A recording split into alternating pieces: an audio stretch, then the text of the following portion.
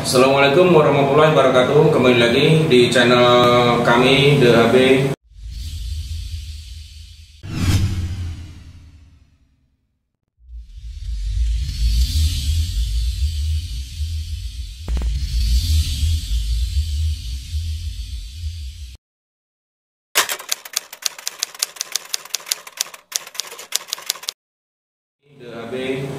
Kali ini kami ditemani sama seorang supranatural yang bernama Mbah Rogo dan kawan saya yang bernama Mas Doni ya, dari Semarang. Nah, kali ini saya akan menceritakan dan ingin sedikit mengulas tentang adanya yang sering kita dengar di berbagai media sosial, semacam cerita-cerita misteri, cerita-cerita tentang perburuan, hal-hal gaib, hantu dan segala macam. Nah, ini kita mau membahas tentang itu karena sekarang kita juga sedang berada di sebuah kota lama di Semarang, tepatnya di Gedung Marba, gedung yang salah satu gedung tertua di kota lama ini ya. Kita sekarang berada di sini. Sekarang pukul jam 8 lebih 10 menit ya, ini ya, dengan suasana yang sedikit mistis. Oke, mari kita akan mengulas masalah perburuan dukun-dukun santet yang beredar di media sosial. Banyak sekali video-video yang beredar di YouTube mengatasnamakan seseorang ustadz kiai yang mencari atau memburu dukun-dukun santet itu. Nah, itu gimana itu menurut sesepuh kita Mbah Rogo, gimana kira-kira yang bisa dijelaskan pada rekan-rekan kita? Gimana Mbak Rogo? Ya, Assalamualaikum warahmatullahi wabarakatuh. Salam sejahtera, salam akal sehat. Untuk yang ada di media sosial, ya, yang sekarang patut kita dalam arti dipertontonkan oleh khalayak umum, itu hanyalah sebuah tontonan hiburan ya Mbak? Tontonan hiburan, sebetulnya suatu hiburan. Jadi untuk kebenarannya adalah istilahnya kurang pas untuk dipertontonkan sebetulnya. Yang ada di dalam, misal di dalam YouTube pemburuan santet, yaitu adalah suatu settingan yang mana untuk menghibur sebetulnya. Nah, dari dalam hal ini menghibur tapi kurang pas sebetulnya. Kurang pasnya di mana? Kurang pasnya adalah mereka menggunakan dalih-dalih suatu agama untuk menumpas di dalam satu kenyataan realnya adalah tidak begitu. Yang dipertonton adalah pertunjukan tenaga dalam sebetulnya. Nah, kita ulas tenaga dalam itu sendiri. Tenaga dalam yang dipertontonkan antar perguruan atau antar satu perguruan, yang dimana tenaga dalam itu bisa dipergunakan oleh kawan-kawan sendiri, bukan orang yang tidak dikenal, dan itu boleh dibuktikan. Maksudnya orang kawan-kawan sendiri itu berarti maksudnya orang yang satu perguruan atau satu komunitas yang juga sama-sama mempelajari ilmu tenaga dalam itu. Iya, betul. Jadi misal satu perguruan, jadi dia berinteraksi dengan sesamanya.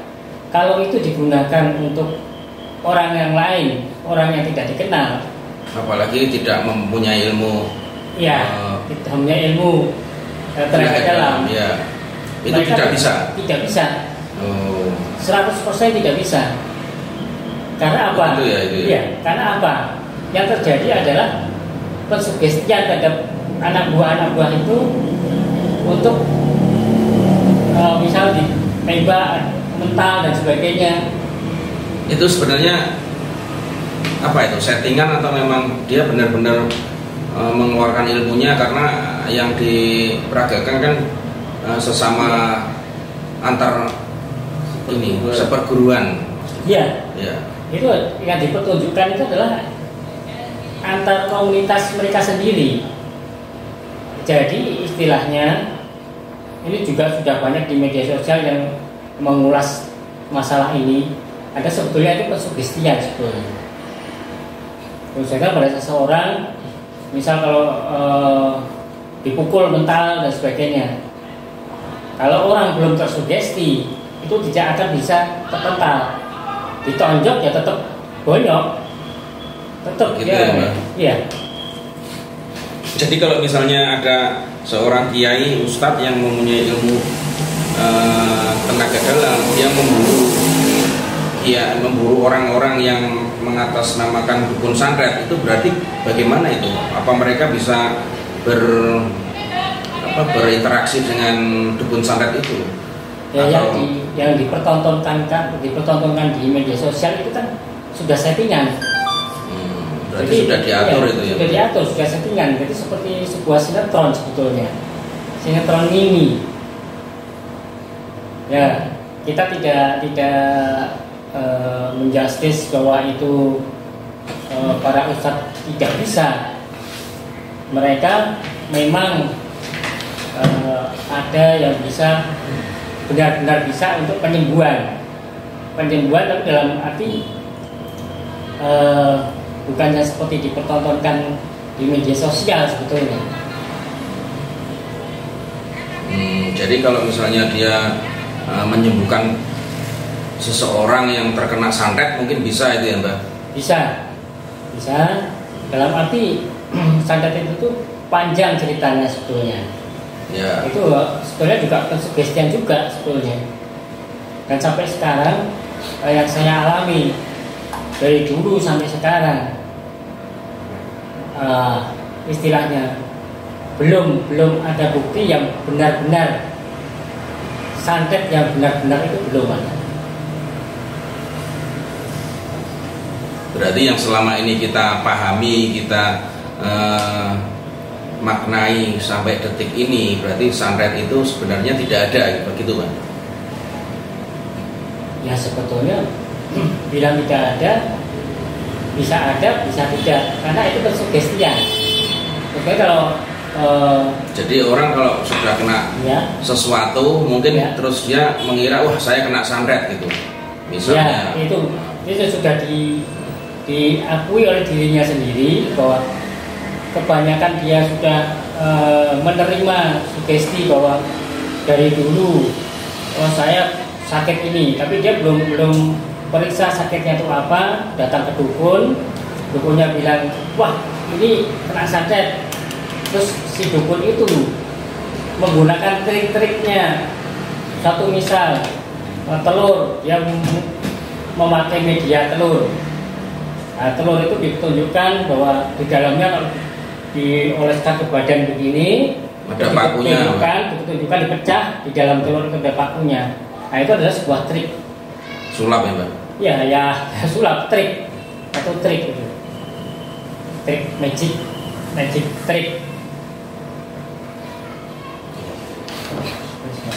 Ya oke, kawan-kawan DAB, jadi kita sudah sedikit mengetahui tentang bagaimana yang sering kita lihat di YouTube, di media sosial, banyak sekali beredar bahwa seorang ustadz kiai yang mempunyai ilmu ingin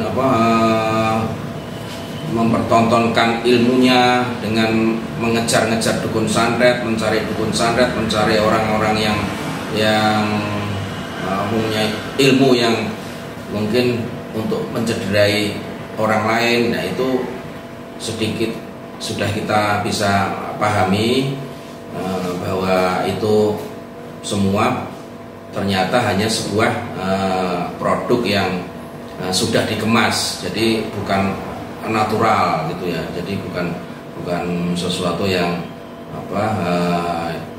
yang apa istilahnya ya Mbak,